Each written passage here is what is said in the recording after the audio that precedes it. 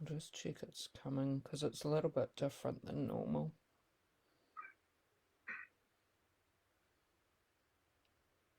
Okay, looks like it's all working now. Hi everyone, thanks for joining us. Just want to welcome James Roxburgh to our group. Thanks for joining us. Just a little bit about James. So James is an audiologist who specialises in the care of the elderly with hearing loss.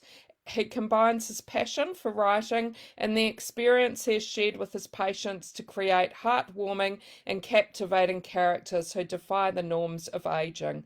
James has worked as a ski instructor, owned a number of small businesses, and lives in Sydney with his wife and two daughters. And the Banksia House Breakout, which hopefully I can show there, is his first novel.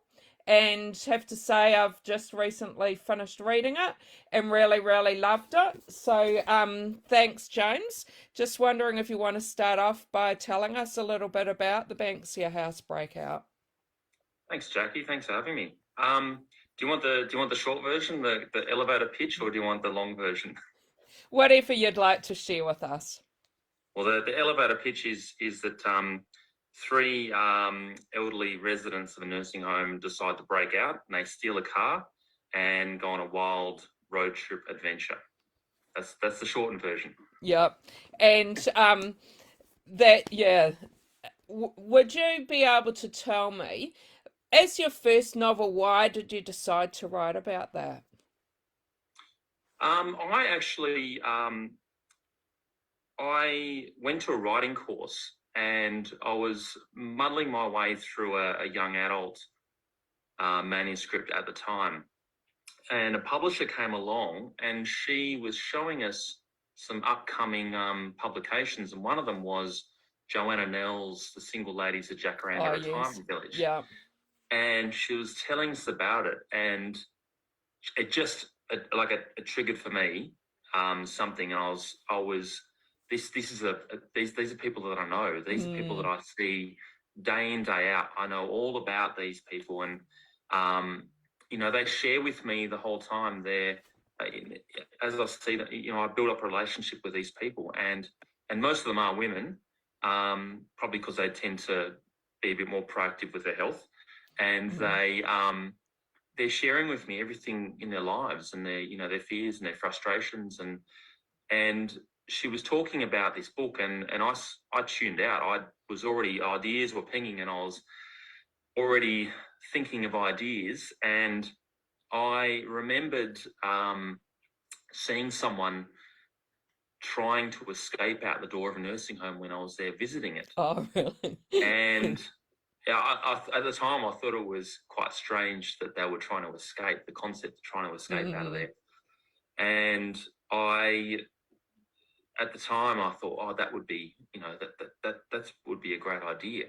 And so after this publisher was talking about this book of Joanna Nell's, I went home that night to my hotel and just started writing it. And I wrote the first chapter pretty much that night, and it just flowed. It was so different from what I was writing before, because it was a subject matter that I knew about.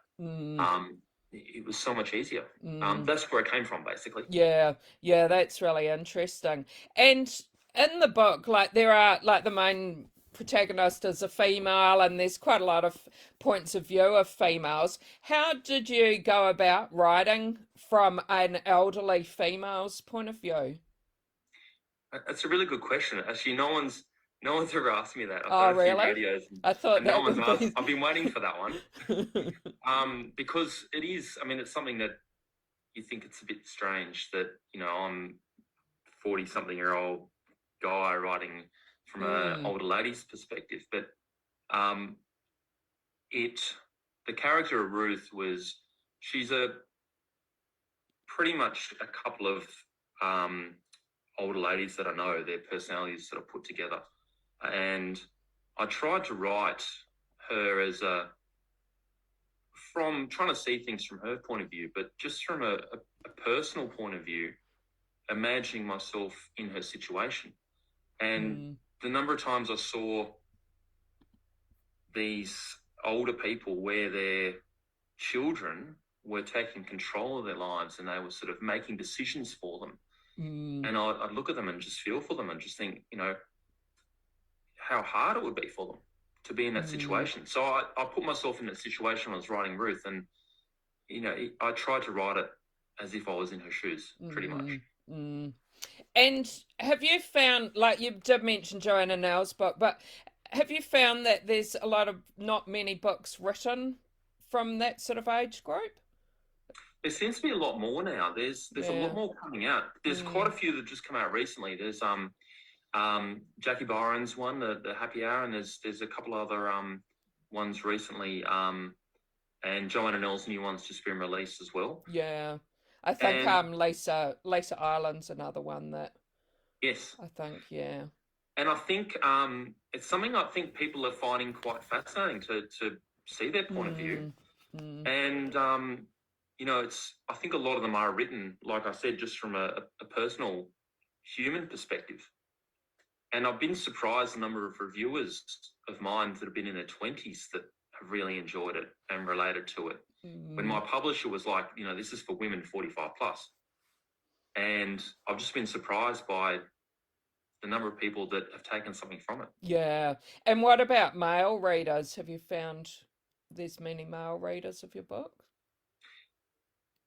A couple. Yeah. No, look, I think the stats show that men generally don't read fiction.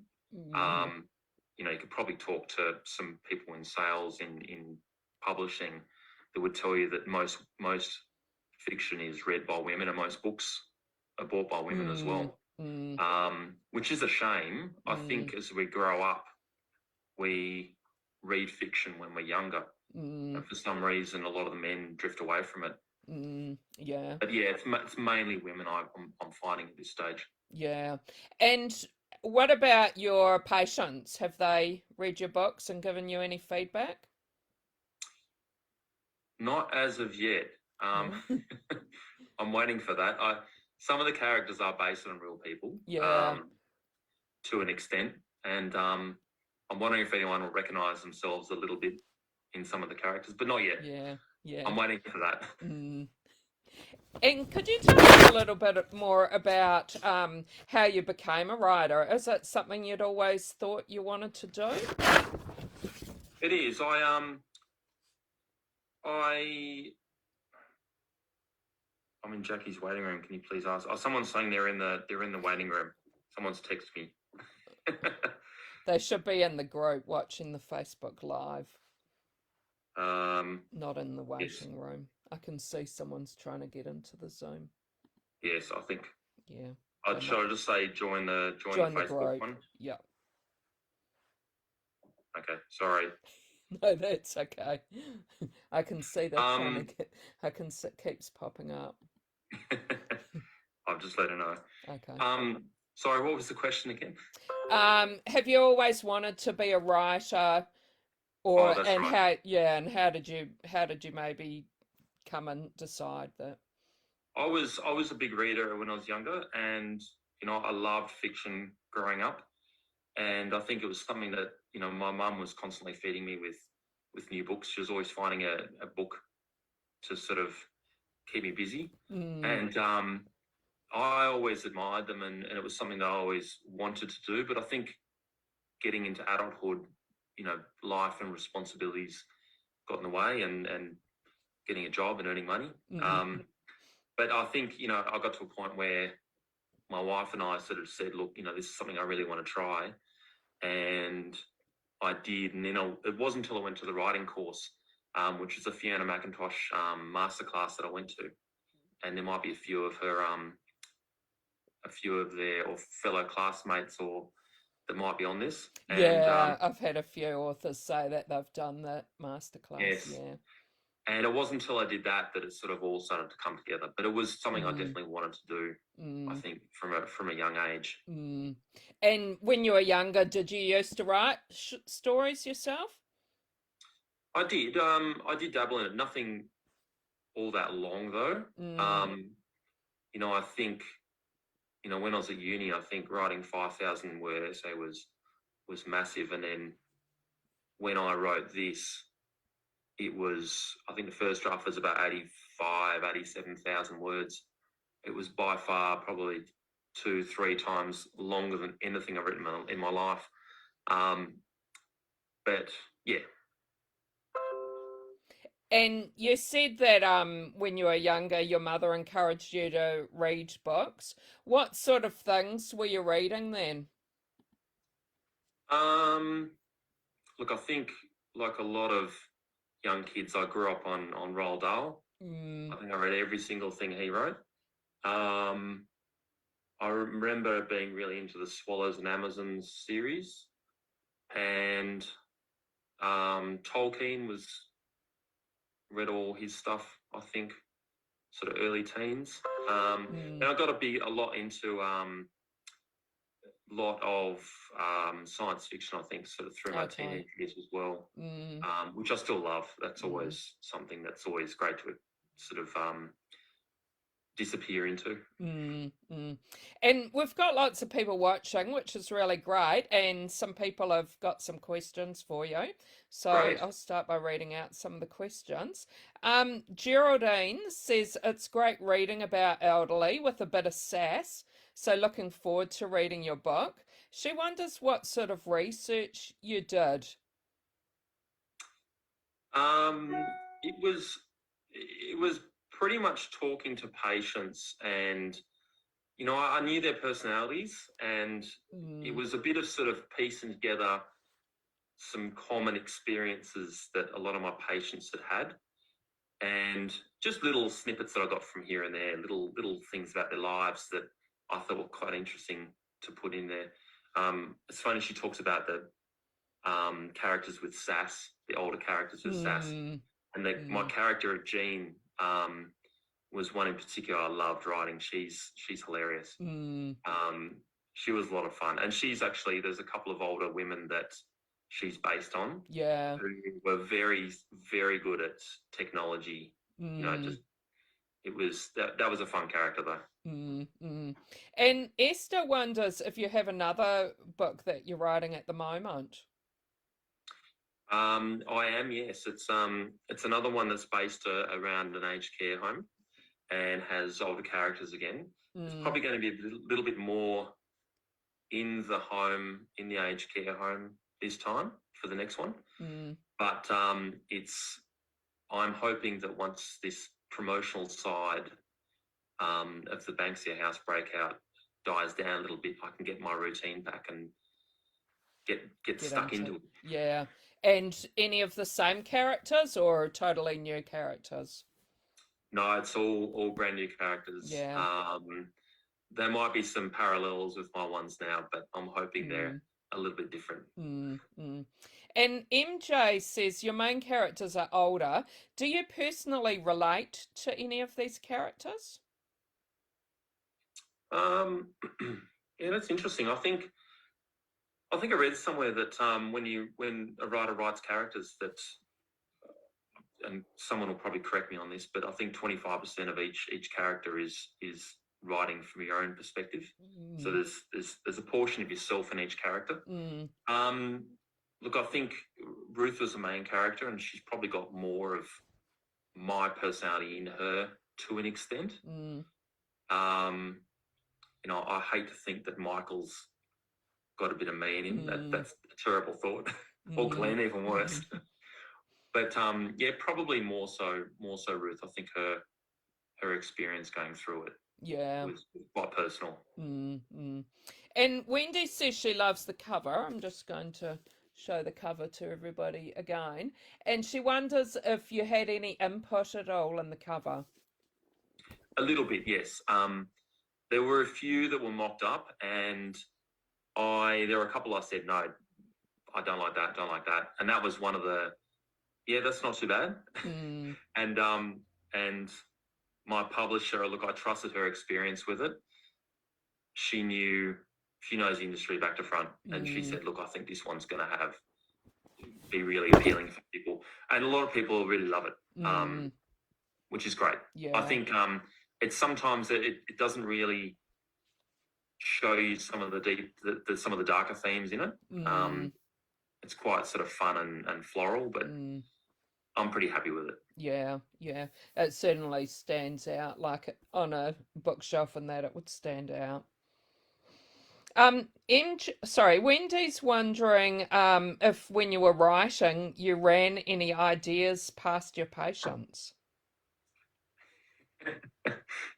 I didn't actually, not at all. I I was very covert about this. Covert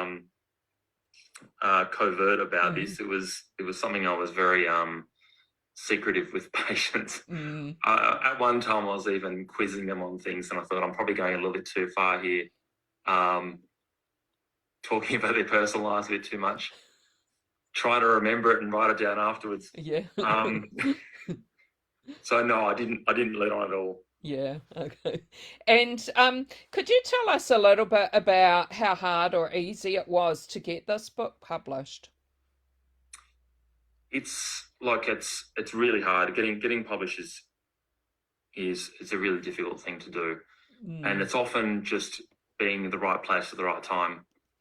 And look, I was at a conference and pitched it to a few publishers, and they all loved the concept, and a couple of them wanted to read more. mm, And I think one of them even requested the full manuscript. She quite liked the first 3 chapters, and then nothing. It all went quiet for months, and I just mm, thought, oh, it's done. I'm gonna have to start on the next one. mm, And then out of nowhere, Jane Curry from Ventura Press dropped me an email and said, and it actually happened that I think it was her friend was putting her mother into aged care at the time.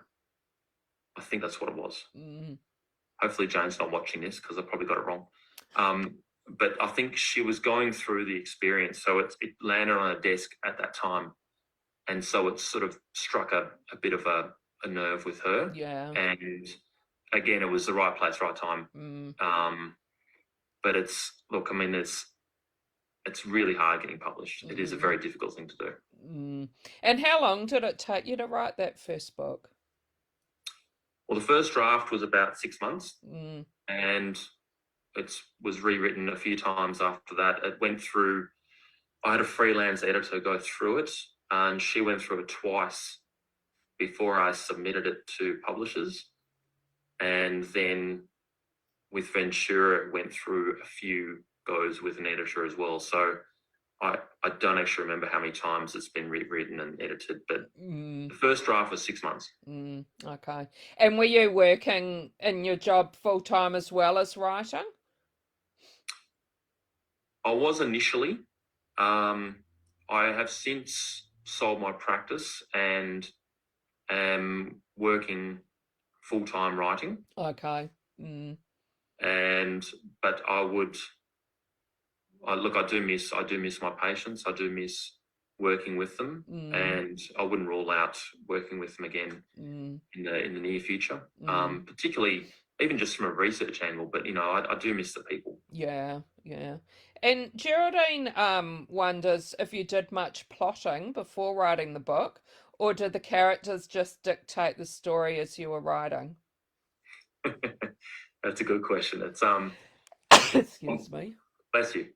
I'm naturally much more of a planner, and at this Fiona McIntosh masterclass, she's a big advocate of just pantsing it, and she was just like, you just got to go with it. You just got to go and let the characters decide where you go. Mm, And I just decided that's what I'm going to do. And it meant the first draft was very rough, and there were lots of chapters that got chopped out. mm, But I had an idea of where I wanted to go roughly. I know sort of where it was going. And then we had to sort of weave in a few more side plots in as well. Different points of view were added as well. But there was a little planning, but not a lot. mm, mm. And Danielle's interested to know, how do you promote yourself as an author? Um, it's very hard at the moment Mm, in lockdown. It's very mm, difficult. And I don't actually, to be honest, I don't know how authors normally do it. There might be other authors on at the moment that have an idea of how you do it outside of lockdown. I am leaning a lot on social media and a lot of bookstagrammers reviewing my book. I am visiting a post office a lot, and I know them all up there now as I go in and send more books off to reviewers. Yeah.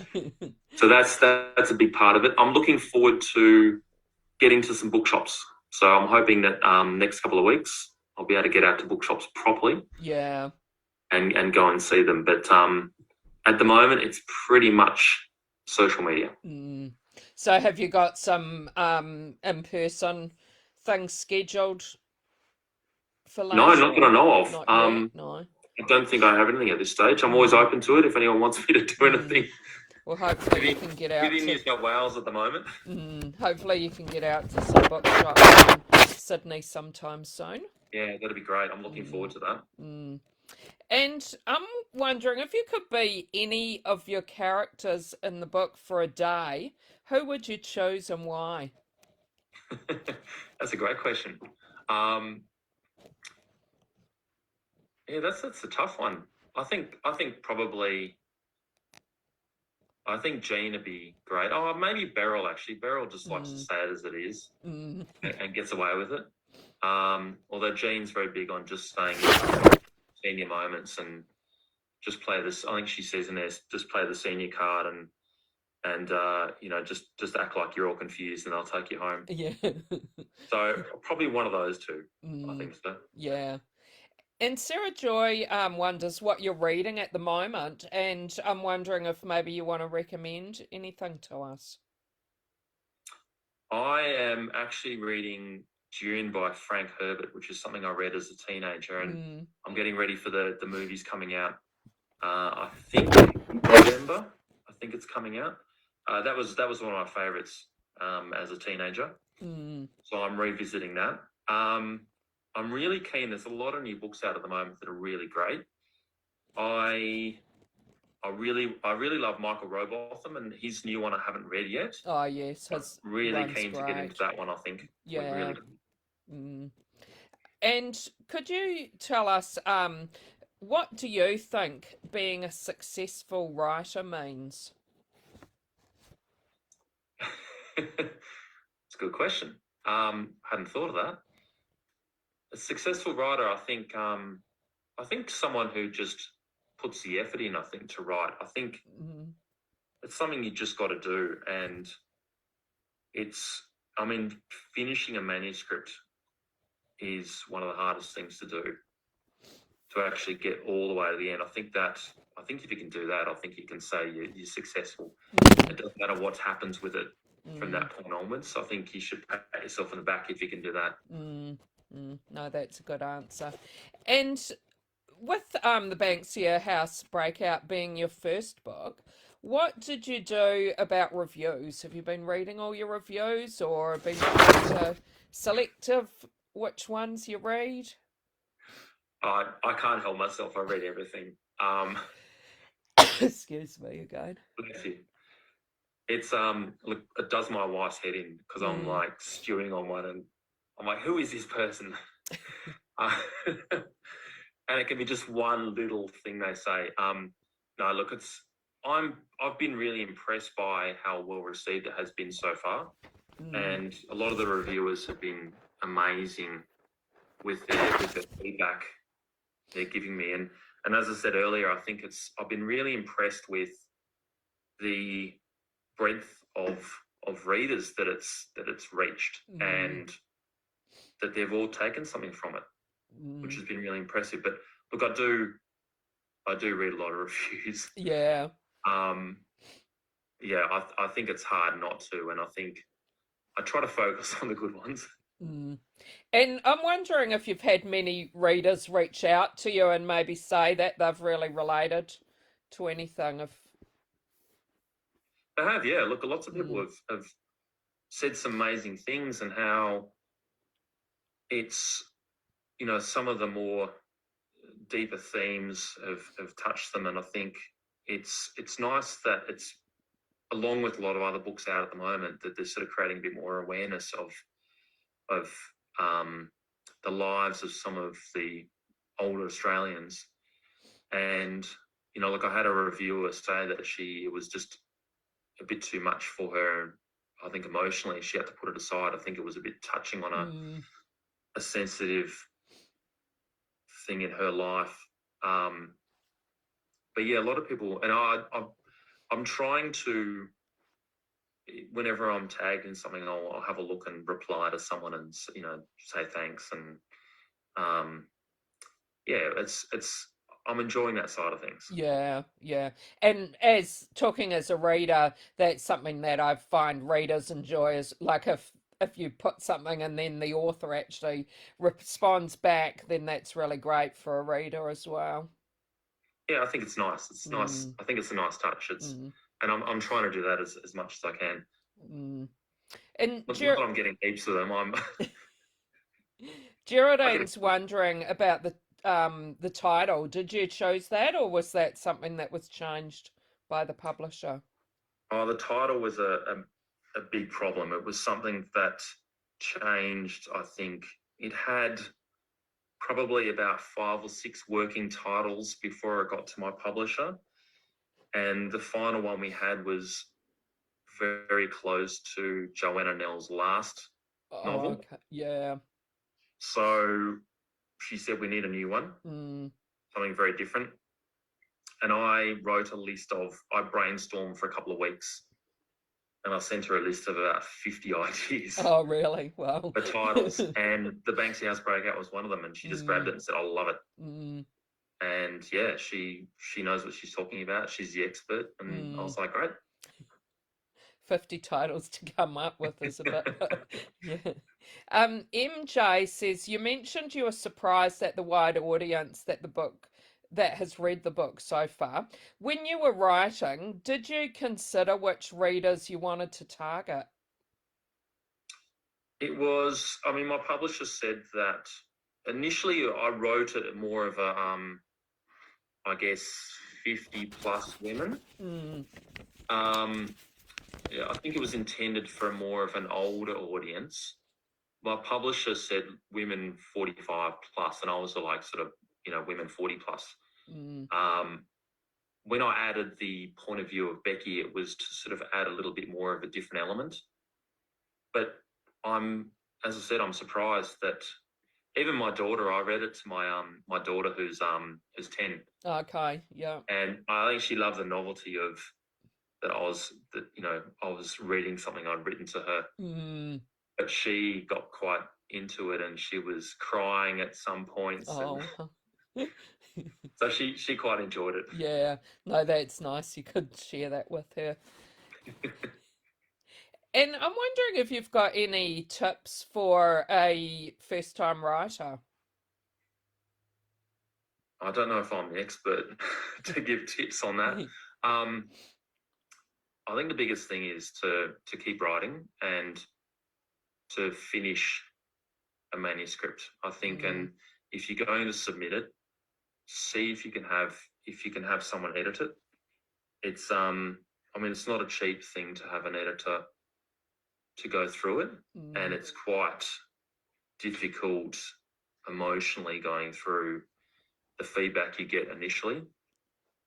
But I think that would be what I'd say is finish the manuscript, have an editor go through it, and then cross your fingers Mm, mm. and don't give up on it. Yeah, no, that's good advice. And when you were writing, are you someone who likes to share what you're writing as you go along, or did you wait till you finished and then sent it out to people? No, I didn't want to share it with anyone. Mm, I think my wife read the first draft, and her sister did because she's quite an avid reader. mm, I think my mum may have as well. But apart from that, there was a little bit of feedback from them, but it was pretty much me and an editor working together yeah, yeah. to polish it. Mm. And what does your mother think of the book? She said she loves it. Mm, She's bought a couple of copies for friends, so Yeah. that's Oh, always a that's good good. sign. Yeah. But no, she loves it. No, that's good to hear. And when you first started writing, did you know how your book was going to end? Um, I had a fair idea of how it was going, or where it was going to head to, and there were things happening along the way, and I had a good idea of what was going to happen along the way. But I left it fairly open as to how that would all sort of happen, and I just let it sort of unfold as they went along. And it's very important that the characters grew through the story as well. So I was always conscious of that happening through it too. But I had a fair idea of how the ending would be. Yeah. But the final chapter was something that one of my editors suggested, so that it was. I don't want to give too much away, but they suggested I had that, and I Yeah. think Okay. it really it rounds it out nicely. And I'm wondering if you have a favorite writing snack or drink. Chocolate. I've got I've had a lot of the Hague's, the coffee bean, chocolate covered coffee Oh, beans. yeah. Those sort of keep me going. But I live on coffee, so I can't think how many coffees I have when I'm writing. I'm just constantly drinking coffee, so that Yeah. keeps me going. So are you a late night writer? It varied a lot. The first draft was a lot of late nights initially. Everyone would go to bed, and I'd write for a couple of hours. Then it shifted to a bit more of a sort of daytime, get the kids off to school, and then I'd write in the mornings. I think I preferred the mornings. It was a bit easier. Yeah. And MJ's wondering if you have a particular place or location that you like to write. I've got an old desk that was actually my dad gave to me, which was my great grandmother's, that he brought out from England. Oh, really? Wow. And it's got the fold down top, and it's got the little drawers inside. Oh, yeah, like a proper writing desk. Yes. Yeah. And so I was hoping some of that would rub off on me. But I've got a little corner. We've got a fourth bedroom. It's like a bit of a junk room, but I've got a little corner in there with the desk in there, and I can just sort of wedge myself in there. Nice. So does that mean, was some of your family writers in the past? Um, I had a grandfather who used to write for, I think, agricultural magazines. Okay. I think. So very different. That's interesting. I had another grandfather. I have a grandfather who wrote an agricultural novel published. Oh, really? Yeah. Like a fictional novel? Yeah, non-fiction. No, a textbook agricultural novel. Oh, really? Yeah. Oh, wow. I've got a few farmers in the family. Yeah. Sorry, I hope you can't hear. My dog's coughing. You've got a bit of dust there. You're sneezing and the dog's coughing? Oh, no, the dog's a little bit sick, so she's just come in to see me coughing. Oh. Thanks so much for joining us. It's been great talking to you. Just wondering if you want to tell people how they can keep in touch with you. Probably the best way is I'm using Instagram quite a lot. James Roxburgh Author is my handle on Instagram. But you can also find it if you just typed in Banksy House Breakout. What do you say? Hashtag Banksy House Breakout? The Banksy House Breakout? Yeah. You'll find it there. Yeah. Well, thanks for that, and thanks for talking to us. Looking forward to seeing what your next book is out, and really recommending to everyone that they go out and read The Banksia House Breakout. A really great read, and probably a good read in these times as well, I think. It is. It's the only escape we have at the moment. Yeah, exactly. Well, thanks so much, and thanks to everyone who watched and joined in, and we had some great questions. Thanks. Thanks, Jackie. Thanks for having me. Bye, everybody.